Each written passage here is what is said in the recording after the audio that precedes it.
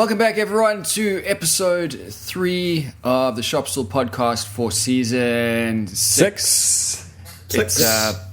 Sucks. I don't know about you guys, but I've had a very wild and busy couple of weeks. Awesome. Which we can get into. But yes, I apologize if everything is all over the place. We were just talking before we started the show about morning routines and kid drop-offs and how that's just like you're trying to run a business while be a parent, and it is just the brain melt is real. Yes. We all have bags under our eyes this morning. I'm like half a man today, I'll be honest. Let's pull it together for the show.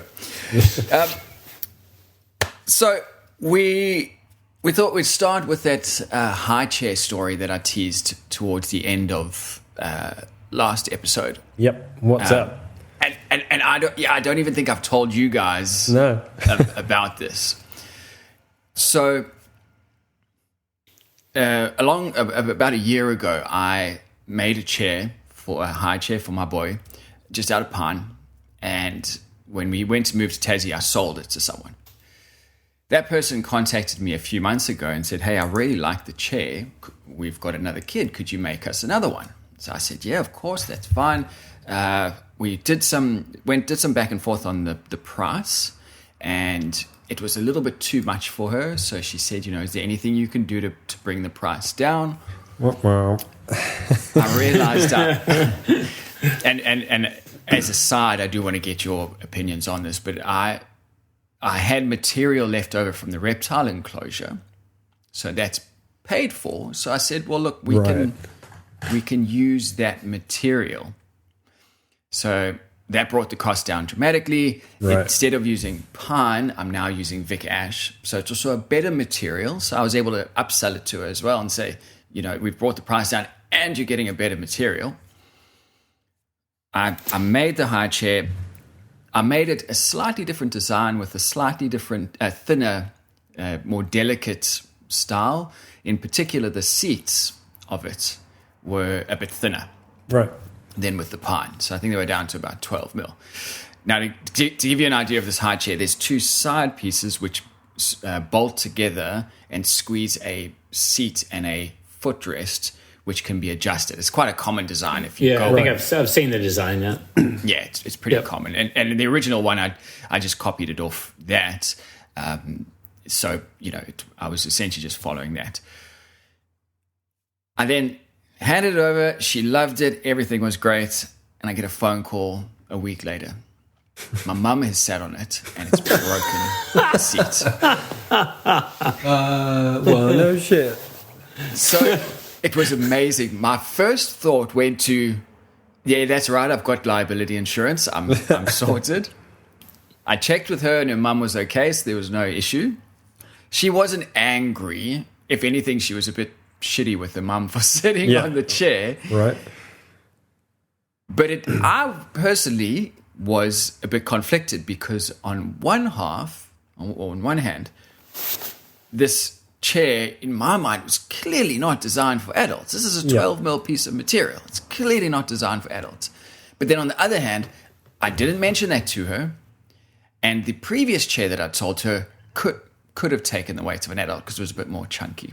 What do you call the chair? What do you mean? What did you call it?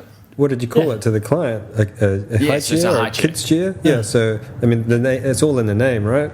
It's not an adult chair. This is the reason why there are warnings on hair dryers saying "do not use in the bath." Yeah. Right. Yeah. You just. It's definitely not your fault. 12 mil in solid timber, I would say, does have the risk to break. Like 12 mil in ply would be a lot stronger. Yeah. But like along the grain, yeah, and 12 mil, like it is susceptible to that. But I mean, you're designing it for a child. You're not designing it for an adult. But you have to think about a child jumping on it. So then you're probably getting up to about a load force of an adult sitting on it. Yeah. If you had 12 mil end grain on, it would probably be okay. It's less susceptible probably to split, but it depends how wide the chair is. But yeah, probably just a bit small. But still, Like, she shouldn't have been anywhere near it. Yeah. So what does she want? So what's she asking you to do? Is she asking you to fix it, or? So that's and I'm glad you guys gave your opinions first, because I wanted to hear what that was before I went through my fix. So I said to her immediately, bring it back, and I'm going to fix it for you. Not even going to question. Partly because the fix was quite easy, because really, I mean, it's gluing it back together, and partly because I just wanted to make sure that I was the good guy here. Yeah. I didn't want to add any pushback. Doesn't matter whose fault it is. Let me just fix this. She brought it back. I then got some extra material and made it thicker. So now there's less chance of it. And I did that all for free and gave it back to her. In that scenario, because admittedly this was a simple fix, should I still be, or would you guys still be charging for that? My honest opinion is you set yourself up for a bit of a fall at the start when she's talking you down on price and you're saying you're trying to come up with a solution to meet her budget, which is cool, but you're taking the offcuts of another job, which you've said to yourself, this material's free, and the material's not free. You've bought it. So, like, I would be, if you were looking at that avenue, I would say, if you're trying to upsell her on the piece, you're saying, I can do it for the price of pine, but you're going to get Vic Ash. But the idea of going up in the material and going down in price has automatically put you at a disadvantage. Like, it's created a hierarchy in the thing where she's got you a little bit. Like, that might sound harsh, but I think then when there's something goes wrong with the piece, she'll be way more likely to come back at you and say, you sort this. And I do appreciate the going above and beyond to fix problems. Like, I've done it before in the past and done it for free when it hasn't necessarily been the client's fault or my fault, and I've taken it on myself. If there's, like, I think you remember the island bench for the architect that I did, where I had to cut into the steel frame and stuff. Yeah. And I kind of found a price point where they were going to have to cover, I think it was about 60% of the repairs and the van hire or the truck hire to get the thing to and from the workshop again. But it was still me taking a lot of a hit on something that was not my fault. So I do appreciate that. And, like, I still have a good relationship with those clients. Who now, incidentally, they contacted me a few weeks ago, and they're moving out of that flat into a house, and they want to take the thing with them. And I'm like, no way. Oh yeah, cool. Good luck. So yeah, I do see I see what you're talking about. In terms of the making it cheaper at the start, I would have looked at ply as a base and just try to get a couple of sheets of plywood, dead easy, no glue up required, cut to size and fit it. The plywood's an interesting one. Just to add this in, she started the conversation, I don't want ply. Right. Because in her mind, because it's her child and her child could chew this thing, she didn't want to use ply. I didn't feel the need to argue on that. Yeah, fair enough. That's fine. They want what they want. That's what she wants. Because I'd originally said to her, ply would be the way to go from a strength perspective. Yep. Well, just you can buy one sheet of plywood and get everything out. You can probably make 2 seats in one sheet of plywood. But so is the idea of the chemicals in the glue for child aid? Okay, yeah. I would say it's an education thing. Yeah, but actually, companies are making eco-friendly water-based glue now, so you can buy plywood that's completely non-toxic. Yeah. It just costs more. Yeah. Yeah, it's a tricky one. I would have.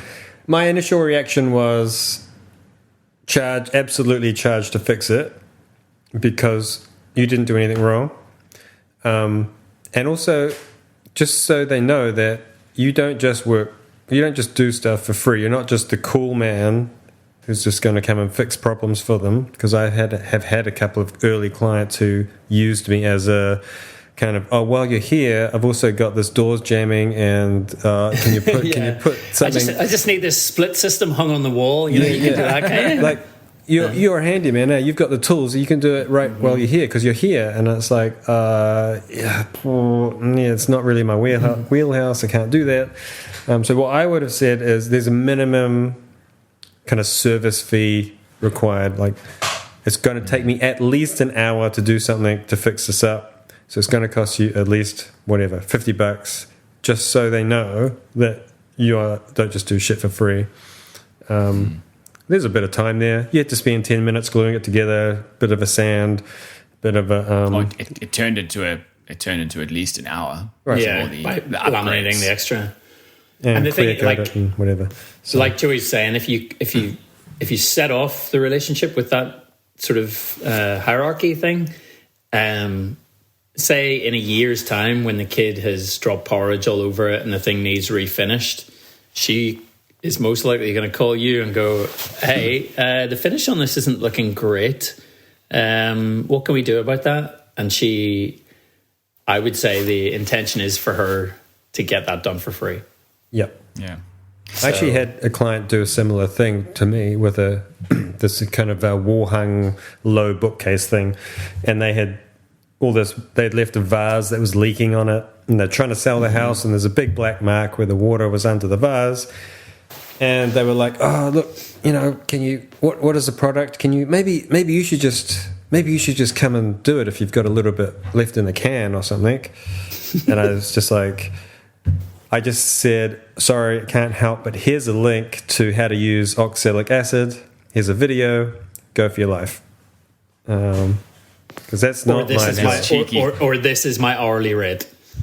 I didn't want to know about it because I was just like, I can't fix a black mark and an oak veneer top. It's not going to happen. Like, oh, is it a veneer as well? Yeah. If it was solid, I would say, just come and scrape it off until it's mostly clean. But like, this is a veneer. It's not going to happen. This might help. Oxalic acid will probably bleach it out a bit, but I don't know. So at some point you've got to kind of say, look, this is now not a manufacturer's kind of quote unquote fault. It is a maintenance issue.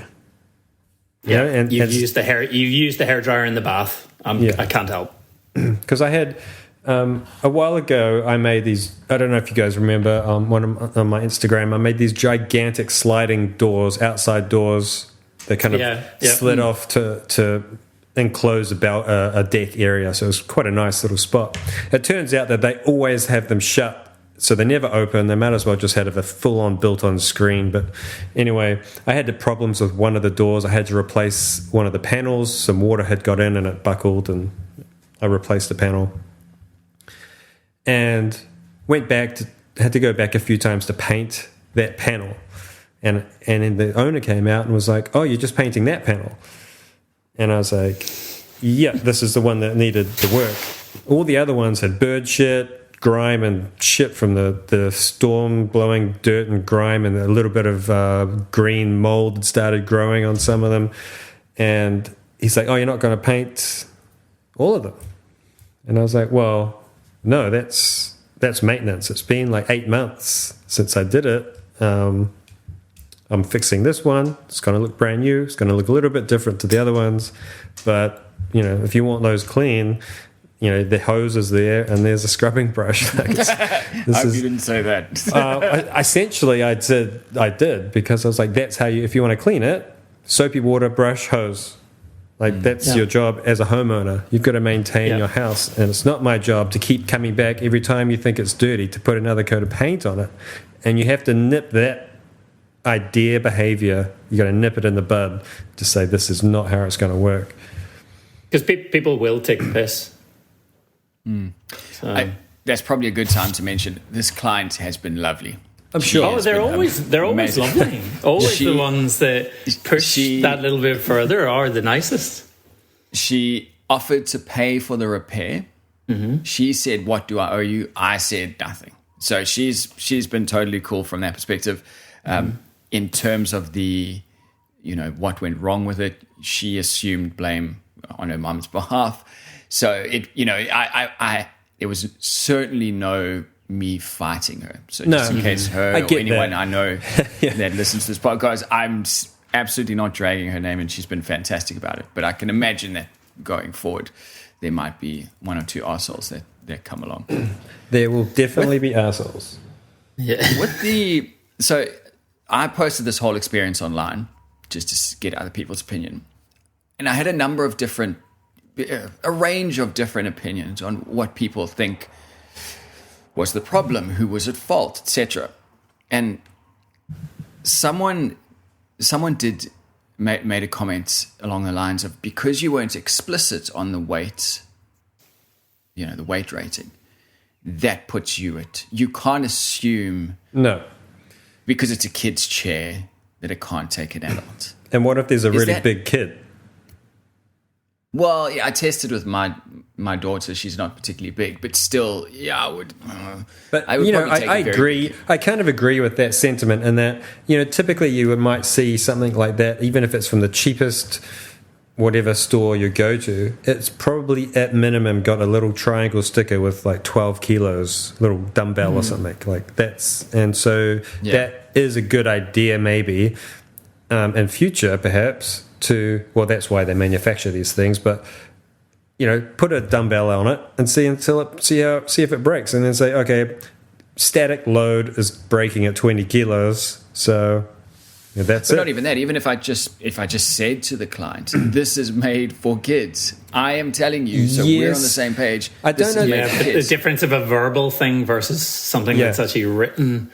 I agree. Is legally different, but then you have issues as well. Like, because we work with timber, and say you made 10 high chairs, and you're doing that, maybe not 12 mil, but say it's a little bit thicker. Every piece of timber is going to respond differently to load, right? Yep. You might have a fracture point that you don't see inside the long grain joint of that. Yep. So it's one of the reasons why we try to over-engineer things. And especially at the start of everybody's woodworking journey, things look chunky. Like, things will look chunky for a few years. Like, you look at some of the best furniture makers in the world, the stuff that they were making year 1, year 2 are not pretty things. So it's something you learn through time as to how far you can push the limits. And definitely for items like a chair, the way you approach joinery and member sizing and things like that, it's a learned experience, I think. So it's all very well to say, this high chair can take 15 kilos, but then this one might only take 10 kilos. So unless you're doing mass production, or you're using something like plywood as a base, which has a bit more, it's a more engineered product that you can guarantee. Yeah, predictable. It's a really tricky thing. Yes. Well, at the end of the day, it all worked out. The client was happy. It was a real, oh shit, I'm doing this for real moment. And damage control. And I think in the end of the day, you did the right thing. They needed a working chair. You had to give them a new seat because no one else could do it. So you are, in a sense, when you are a single guy making stuff, you are pushed into that corner of no one else is going to do it. So look, I've got to do it. So let's just get it done and move on. And that's really the best attitude. All right, cool. Well, other than that, Bryan, you are working towards the word has literally evaporated from my brain. Exhibition, that's the one. Exhibition, yeah.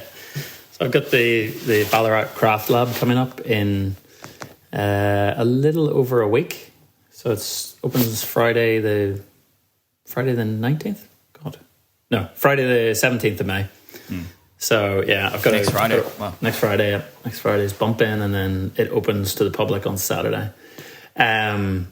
So yeah, I've been preparing for that, and it's the first. I've been part of exhibitions with John Wardle post-COVID or during COVID, but I haven't actually done an exhibition of my own work. Right.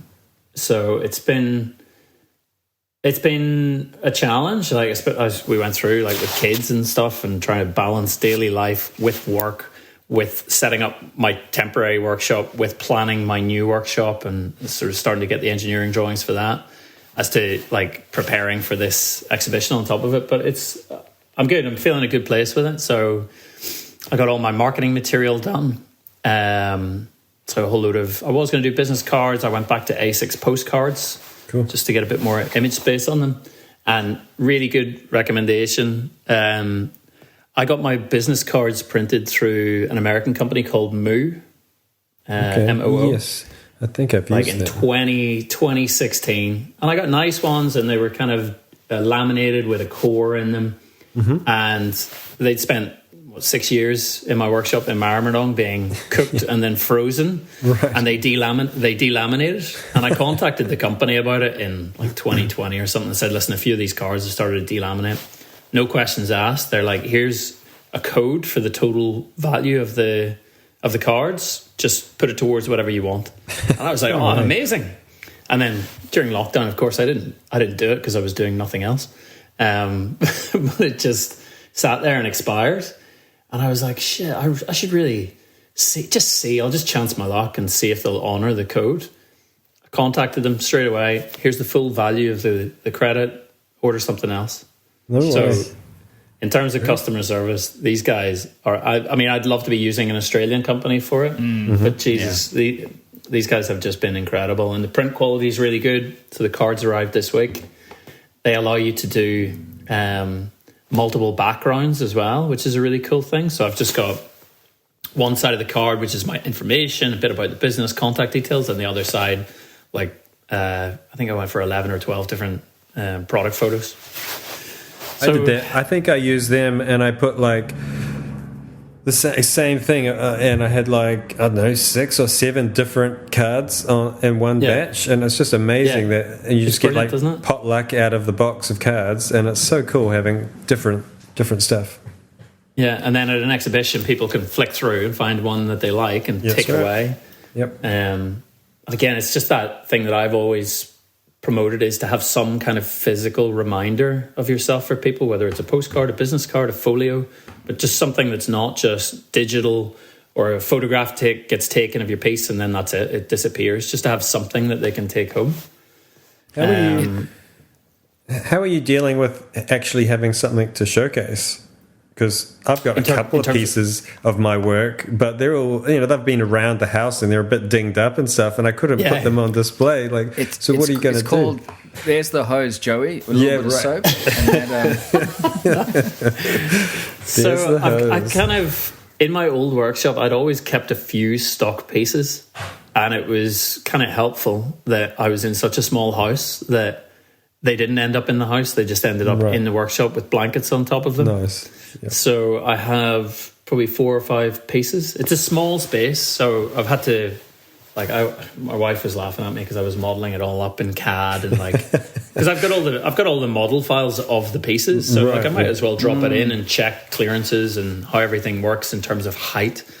Because it's in one of the archways of the old mining exchange, so it's a fairly tight space and pretty linear as well, and I've got to be doing demonstrations in it, so trying to work out where I'll be standing and things like that. It was a really valuable experience for me in terms of modelling it all up. So yeah, I'll be taking 4 pieces. I've made some nice plinths for them out of pine, which I ripped out of a built-in wardrobe in the house the other week, and it turned out to be the perfect amount. So the bases are on pine, and then just with a bit of nice plywood on the top, the pieces will sit there. But yeah, it's just that whole mindset of getting back into like really selling your work in person as opposed to just selling it online it's been interesting.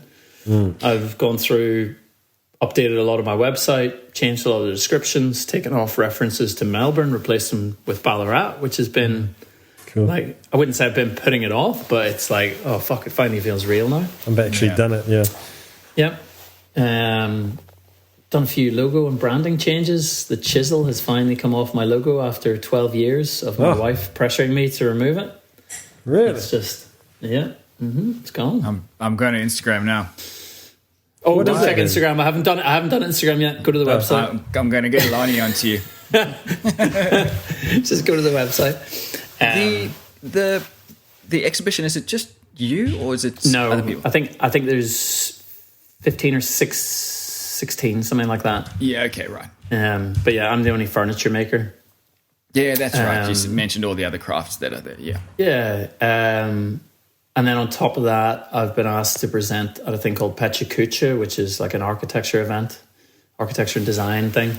Did I mention this in the last podcast? I don't know. Sleep deprivation does weird things to my brain. But the go is it's like a quick fire presentation. So you've got 20 slides and 20 seconds per slide to sort of tell your story or tell a bit about how you design things. So I'm in the process of doing that, and that's going to be the following Thursday night at the Rare Trades Centre in Ballarat. So Thursday the 23rd. So yeah, that's going to be fun. There's a few other. There's an architect. There's Wooten, the bootmaker. There is Kate and Jack, the publishers from We Are Makers, are there, and they're covering the whole event, which is going to be pretty cool. Yeah. So Awesome. Been nice to meet them after all these years of FaceTiming and stuff. So The that's going to be exhibition, cool. do we know? Yep. Do you have any idea on numbers? Not a clue. Expecting? Not a clue. They do tend to draw quite a big crowd. So it's being co-hosted by UNESCO, which is like the UN sort of arts conservation thing. So, or something, Heritage and arts, I think it is. So they are bringing a delegation from Paris to it. So I would assume that's going to draw other delegates from around Australia. Interesting. Yeah, it's going to be quite good. And there's lots of different events associated with it as well. They do a thing called the Great Takeaway, which is like a big dining experience where it's chefs making local food, local produce. But you basically buy your seat and you take the setting home with you. So the crockery, the cutlery, everything's sort of locally made, and you take it all home, and that's being hosted in the space. So people that come to the dinner can come and walk around and see all your stuff in between it. So and that way they don't have to do the dishes. Exactly, yeah. Yeah. So I'm excited to see what it's going to be like. It falls on the same weekends as Melbourne Design Week. So whether that's going to help or hinder numbers, I'm not really sure. But it's all go. It's all go. And yeah, like I said, this new shed. I finished the design of it. I've kind of worked out where it's going to sit on the land. Now I just need to get through council and get my builder booked in to get it underway. So hopefully by springtime, we've got a new workshop. And in terms of the business side of things, has that impacted your planning process or your council approval? Well, I'm literally at the early stages of dealing with council, of doing like a fire management plan and things like that with them. That's what they seem to be more. If I was in a more residential area, it probably would. But at the minute, because it's farm zone, it's hopefully going to be a bit more straightforward.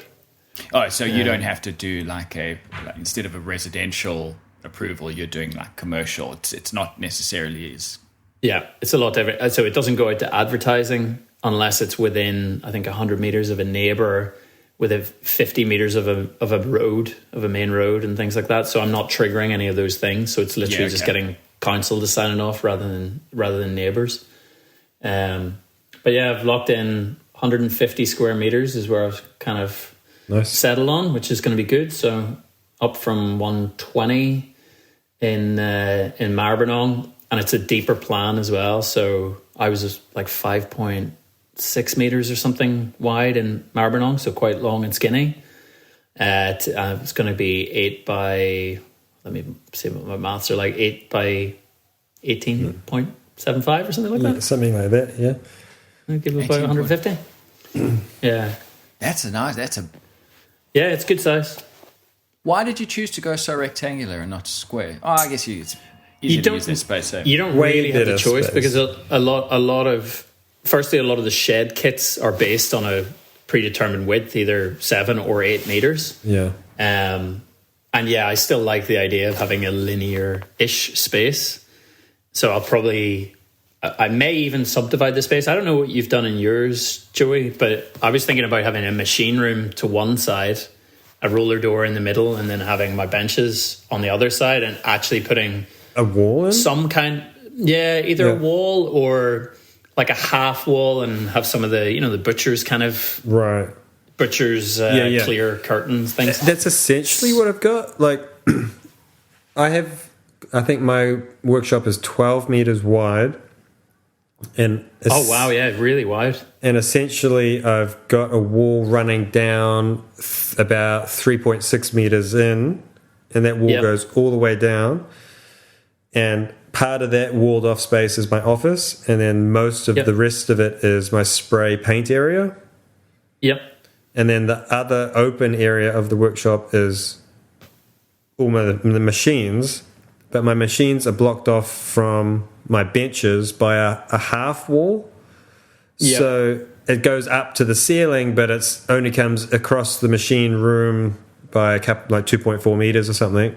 And it's just enough that it gives, I really like the idea of internal walls because you get more places to put your benches. You can lean stuff against it, hang tools. Hanging space, yeah. And that's where I've got a heat pump in that area as well. So that's where I spend most of my time. And if it's cold or hot, I can actually feel that it's doing something. And that really seems to work quite well, having like essentially 3 different spaces. Zones, yeah, machining, bench work, and clean painting area. Yeah. I don't think, like, I wouldn't do as much painting as you, so I probably won't go sort of spray boothy thing. Don't know whether I'll go an office, but yeah, I would think probably a machinery room and then a hand tools and assembly sort of space. What do you do currently? Like, I assume you mostly use some kind of oil for finishing your work. Yeah, like a hard wax Fitties or Osmo or something. What do you do when do you often oil something and then have other work to go straight on with? I usually oil at the end of the day. Okay. Or just save it up until I have multiple pieces. Interesting. Do them all. Okay. Like if I'm trying to get them, obviously during the cold, it's not ideal. So in Maribyrnong, like I would wait until 10, 11 o'clock in wintertime. Right.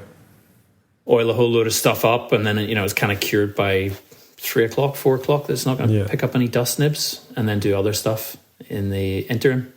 But yeah, hard wax is obviously a lot better. Like the second you start working with poly, like the dust becomes a big problem. But yeah, I think I can get away without having a dedicated finishing room. But we'll see. I don't know. Maybe I'll find a temporary booth or something that folds off a wall that I can extend out. But I just have the room because as soon as something's ready, it's oiled, going in the room, and I shut the roller door, the barn door, and I'm just straight into work, making dust, whatever I want, right next door. And I run fans. Osmo especially just loves having airflow, and the fans just regular old rotating cooling fans. And that just gives enough airflow to really dry pretty much anything in 2 to 3 hours. So. Yeah. But yeah, I'll probably hit you up. I might draw some plans and see what you think in terms of layout, because it's been a long time since I've done a shop layout. Yep. I'm obviously not going to be bringing any machinery in the near future. Would love, I don't know. We'll see. May get a dedicated jointer if there's enough money left over. A jointer? Very nice. Yeah, man. Change your life. A friend of mine here in Townsville keeps coming around to my house because, to machine his work. And every time he comes around, he says, I need to get myself a better, because he's got a shitty little benchtop jointer, which flexes. And every time he comes around, he says, I need to get one. I keep saying, you need to get one. This is, in my opinion, if you are a woodworker, you a jointer and thicknesser, and in my opinion, a dedicated jointer is the way to go. You've got a combination. I've got a combo, which I was always squeezed for space in the different workshops that I was in. So now it's at the point where I'm like, I could probably just set the combo up and just use it as a thicknesser, because it's like it's carbide cutters in it and stuff. So it's like, what would the resale value be on it? Would it be enough for me to then buy a dedicated thicknesser, or do I just use this as the thicknesser and then buy a jointer? Because the problem with the combo machine is always with the tables, like especially where there's heat changes. So here in Ballarat, of course, it's going to get pretty cold in winter and pretty hot in summer. So trying to keep all those tables coplanar and stuff, and the resetting of it is just time, and time equals money. Yeah. So, and I wonder in your area, because you're in Victoria and rural Victoria, I wonder what the second-hand market would be like to get yourself an old machine. I had a brief look. I don't know whether there's more people that buy in Victoria, but stuff seems to go a lot quicker. Like a lot of the ones that stay on, is it Machines for You? Can't remember what the second-hand website is. A lot of them seem to be WA and Queensland. Okay. But yeah, we'll kind of cross that bridge when we come to it. I'll just get a layout done. Yeah, get a workshop and press ahead with it. So the new workshop, the kind of temporary garage workshop is finally set up, and I should probably show it on Instagram just as proof that I am still alive. And it's actually working really well. Like it's definitely not like efficient with the machinery layout, having to pull things out, but all my machinery is on wheels. So it can work, but the efficiency of the short distances to walk between things is actually pretty new to me, like something that I haven't had since my first workshop, where you literally bench, tools, miter saw, tables, like you're literally just pivoting around and every machine is there, and there's still enough space that I can wheel stuff around and create assembly space. That is the downside of us privileged folk with big workshops, that it sometimes is bloody annoying when you're down on your knees at one end of the workshop trying to fit up something, and you've got to walk 10 meters to the other end, lop something off with the drop saw, come back. It's just annoying if you do that 100 times. Yeah, I've taken my miter saw, the switch to rotate it. I've taken that to the kidneys too many times to ever feel bad about having a bigger workshop, because that's not fun.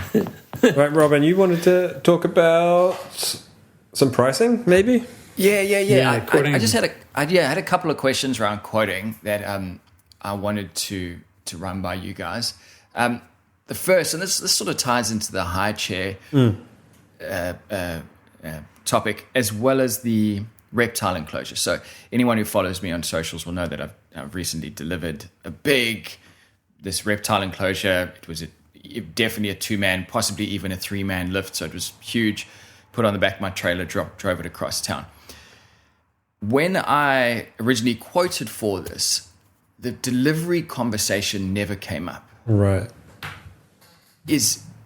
So the main question is, how detailed and what items do you guys add onto your quotes to make sure that everything is covered? Because this is obviously an example of something that I missed. You go first, Joe. If it's something, everything has to be delivered. So typically, almost, let's say 99% of everything I make, I have to deliver it because I've got a van.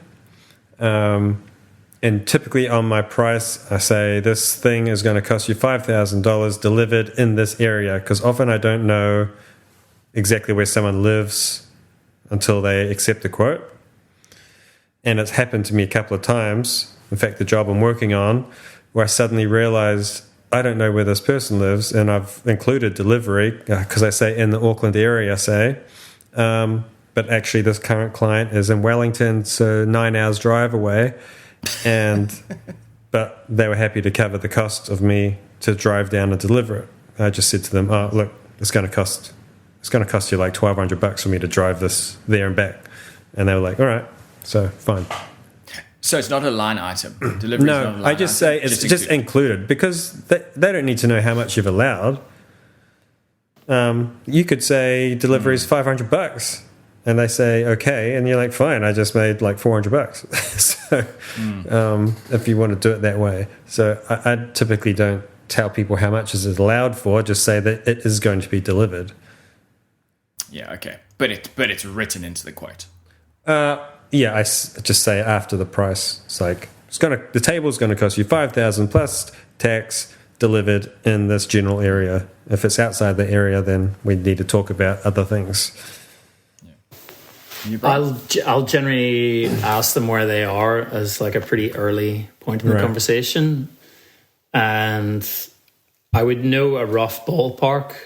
Like in Australia, it doesn't seem to make that much difference in terms of couriers if it is on the fringes of a city. So say you're delivering to like a rural town just outside of Brisbane, it's probably going to cost the same as Brisbane. Right. So I can kind of work out pretty quickly what a ballpark quote will be. So I will say to them once the conversation, they want a dining table. I'm like, right, what's your budget for the dining table? What size is it going to be? And they'll say, well, we've got $7-8 to spend, and it's going to be 3.2 meters. I'm like, right, 3.2 meters is too big for my van. So there's a courier or a truck hire. So do you want me to deliver it? This is going to be the cost. If you want a courier to deliver it, it's probably slightly cheaper. From my perspective, there's sometimes advantages of me delivering stuff versus a courier, and sometimes it can work out cheaper. Like that bed that I drove to Adelaide worked out far cheaper, and the client liked the idea of meeting the person who'd made it for them. So I would always be pretty upfront with them. In terms of something like that reptile enclosure, when it's a big piece, I'll always have a contingency factor in my quoting. So on every single piece, there will be 5% contingency. Whether it's like a memory box or a coffee table or something like that. When it starts to get into big pieces, I would nearly go pretty close to 10% contingency. The idea that you might need to hire an extra pair of hands to help for the day, or just the unwieldiness of it. Like, is that a word? Unwieldiness. Yep. Unwieldiness. It doesn't have wheels, everyone. But the difference of trying to joint a piece of timber that's 3.5 meters long versus 1.8 meters long, like it's way harder to do the 3.5. Takes you exponentially more time. Yeah. Just from tries. Yeah. and more risk of things going wrong. So I would factor those things into your quote. So that contingency is not to do with delivery. That's just to do with the entire project. To do with the making of the piece, yeah. Yeah. Okay.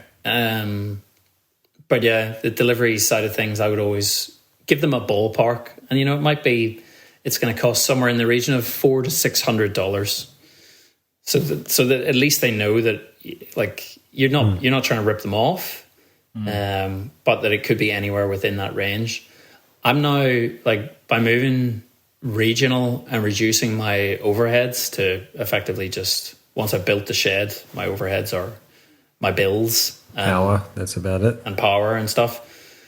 So I am now going to offer free delivery on my pieces to Metropolitan Melbourne to kind of offer that as a point of difference. Yeah. Whereas in Melbourne, I was having to factor in all those delivery costs.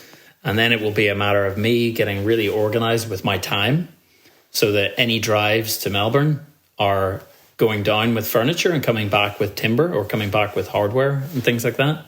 Or so going that it's down not multiple or go pieces. down with multiple pieces. Yeah. So yeah, it's just about getting really organized with things. But yeah, I would always charge for delivery unless, say, you've got a very, very large commission and you think that client is going to come back to you for more work, and it's something that doesn't involve hiring a truck, something that you can fit in your van, and it's a short drive, then maybe think about free delivery the second that you're having it. Yeah, I was just going to say, like, effectively, if you've got a van or some vehicle that can transport most kind of things you make, effectively, delivery is free. Yeah. Like, it doesn't really cost you, unless you're driving hours and hours.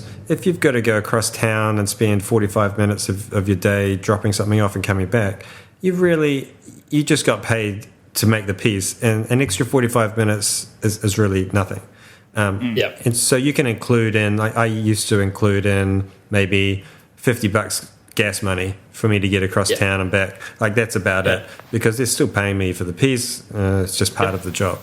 And you just stick that in the quote, right? You would never say to them, it's going to cost you $50 because then you look like a tight arse. Yeah, because that's how you say it's going to cost you this much delivered. Because that includes everything. It's like an all-in-one package. And what I've learned is that clients just want to know what the total bloody cost is. They don't want to have to keep adding all these options together. They just want to say, how much is it going to cost me? That's it, right? Let's go with you. Yeah. And so you give them, if you can make it as simple as possible and just give them an all-inclusive price, and they seem to like that best. suppose. I don't know whether have you done much work in the South Island of New Zealand, or everything has been North Island? Done stuff in Queenstown, or is that my imagination? I feel like I've sent something down there, but I can't think of what it is. Yeah. But not much. I guess the only thing is, like, it depends if you want to do work all over Australia. Say you start getting inquiries in Broome. Like, we live in a country the size of a continent, like it's the size of Europe. So, I don't know. It depends on whether you're prepared to eat a bit of the cost of it yourself, or like Joey says, you can factor it into the quote and not hide it there, but massage the quote to absorb that delivery cost. If it's a massive thing, like if you had to go and, like, I'm going to have to next week or whenever drive 8 hours each way to drop off a job, that's a different kettle of fish. That is me telling the clients, look, this is the cost of the piece, and if you actually want me to hand deliver it, which in this case I have to because I have to assemble it, it's just going to cost you what it costs my labor to sit in the car for 16 hours or whatever. 3 days of I mean, work, that is what it costs you, and if you want the thing, then you say yes, and that's it. So I had, like, pre-COVID, I had a lot of clients that would come to the workshop to collect smaller pieces, like coffee tables and things like that. Do you guys do that, or is that not something? Sometimes, yeah. Okay. You don't steer away from that for any reason? No. In fact, I invite clients typically early on. I'll say, if you want to drop by the workshop, come see what and how I'm making your thing. I'm not hiding anything. Come and have a look at it. I'm happy for that to happen. And typically that's what, sometimes you'll get a price from a wholesaler, and they'll say, I don't know, this piece of wood's going to cost you $200 X the workshop. And that means you've got to come and get it. The X means we're not doing anything. You just come and get it. It's going to cost you. And so that's what, sometimes I'll say that to a client, like, it's going to cost you, if you want to come pick up this chessboard I made you, fine. Yeah, where a delivery for that seems less real, especially if they're in town. A lot of my works come from in town, so I'd feel a bit odd delivering it to the person when they could just almost come. Feels like I'm invading their privacy for no reason. Yeah. I guess it's whether you want to see the piece in the final spot as well. Like, it's always, I like that, but at the same time, you might have to remember your clients. This might be the first time they've ever commissioned a piece of furniture. Like, before I became a furniture maker, I'd never commissioned a piece of furniture. So they might like the experience of coming into a workshop and seeing your tools and seeing the space where it was made in, or like Joey's saying, coming in halfway through. And that's a massive selling point now that I'm set up with a nice workshop and I've got an office with pictures on the wall and pieces in my office. Like, I can almost see the moment where clients relax and like they've made the decision that they're going to use me, because they can just see it's legit, it's nice and clean. I've organized, the workshop's organized. I've got 3D models ready for them to look at. Like, everything's just here, and they feel comfortable about the idea of giving some stranger a couple of grand, 10 grand, you know? Yeah. So I just spent 3 days on site installing a job that has been kicking around in a storage container for months and months. So I did a large kitchen and scullery, a laundry, some French doors, internal dividing doors between a lounge and a kitchen, and a vanity. Installed all those things, and these jobs have been sitting around for a long time. I think the kitchen was probably at least 4 months sitting in the container waiting for the builders to do their thing. And I really didn't even know how it went together by the time I got there, and there was just all these boxes, and I'm like, how the hell did this go together? And I found one carcass unit, and on the back I had written this whole big long scrawl, this long note about what I had to do. This unit goes on the wall first, at this height from the wall, at this distance from the corner, and then install unit number 3, and then come back and install the corner molding, and then do this. And I just had it all laid out, because when I had put it together in the workshop and then taken it apart to store it, I was like, I'm never going to remember this. I've got to write myself a note in the order of operations that it has to be in.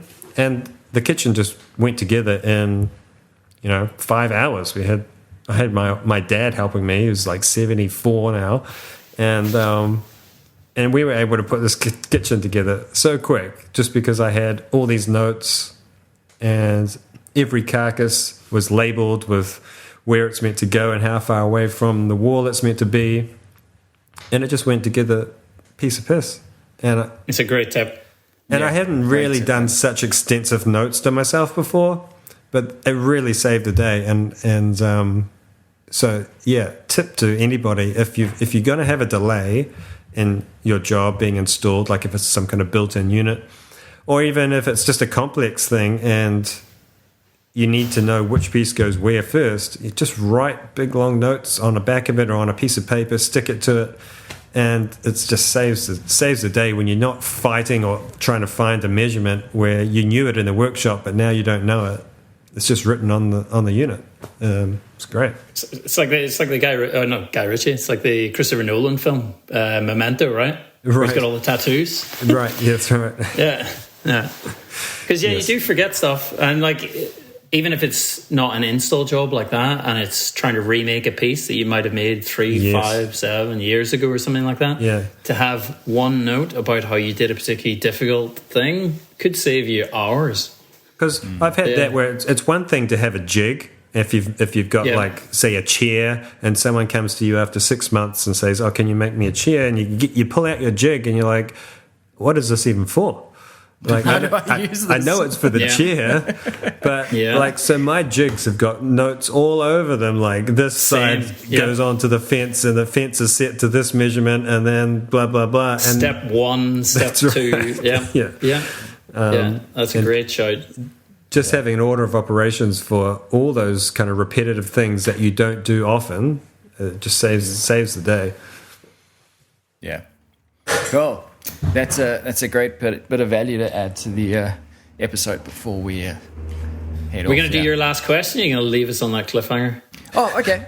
Well, this, as I said, this is a really quick one. Okay. With deposits, do you guys charge a deposit, which I think you probably will, even if the client provides the material? Yeah. Yes. And how much? What percentage would you? 50%. Half of whatever it is. Yep. Even 50, when the I do 50% on everything, unless it's a massive. Say it's a job that I know will take me 2 to 3 months. Then I'd be prepared to split it into maybe 3 installments or something like that, just in terms of aiding cash flow. But I'd always take a 50% deposit. Here's the rub, Robin, because what could happen, and I'm dealing with this right now, and so it's fresh in my mind. I have a client who wants me to do some things on a job coming up, big flash fancy house. And I said, right, let me know what it is, and we'll start working out a ballpark price. Oh, price doesn't matter on this job. We just want you to do the work, and we'll have you in August to do it. And I'm like, okay, give me an idea of the scope of the work. I have some idea, but I need to know kind of what monetary value this job might be, because I'm going to book you in. I'm going to pencil you in for 2 weeks in August to do this work. Say it's 2 weeks. And then if you flip-flop on me in August and say, oh, actually, we're not getting you to do the work now, I just booked out 2 weeks that I can't suddenly just fill in my calendar.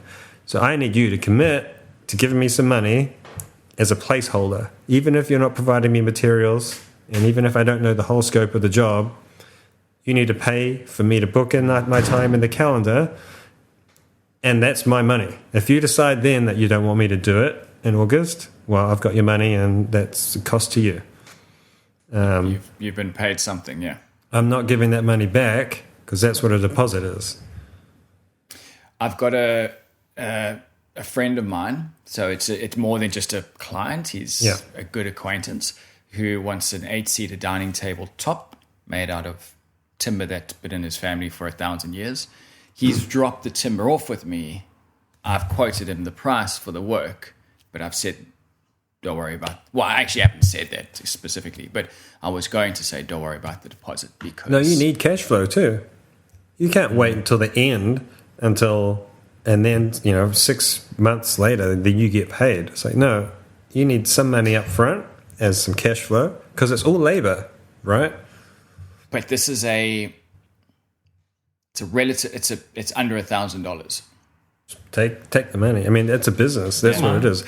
You don't go to whatever electronics store and take the TV for free. They're going to set up some kind of payment system. Like they want money down or all of it up front, Yeah. Like, you can't it's not how any other businesses work.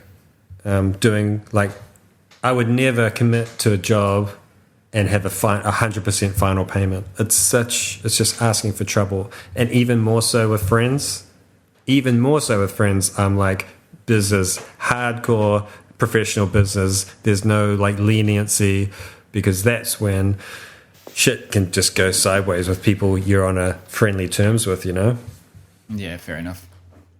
Yeah. All right. I might amend the quote. All right.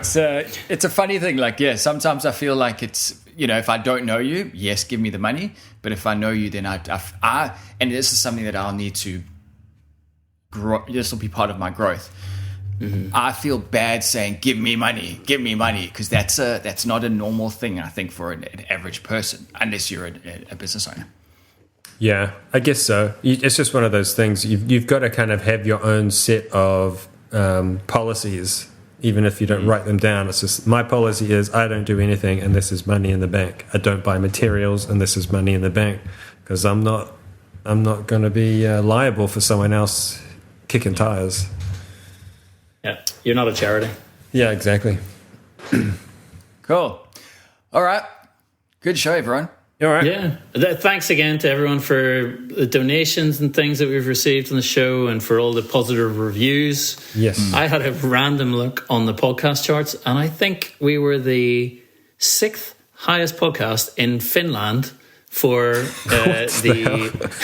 definitely where we're for plugging DIY and arts. Are you so thank you very serious? much to all our Finnish listeners. Thanks, Finns. I might come up with a different chart rating every week. Okay, different country. Yeah, there's some bizarre ones. We do quite well in Mexico as well. I'm interested to see what we are in Greece. Give me Greece for next week. I'll try to find out Greece for you, Joe. Okay, good one. But yeah, All cheers right, to everyone for listening. Okay, Thanks. see ya. Bye. See you later, guys. Bye. Bye.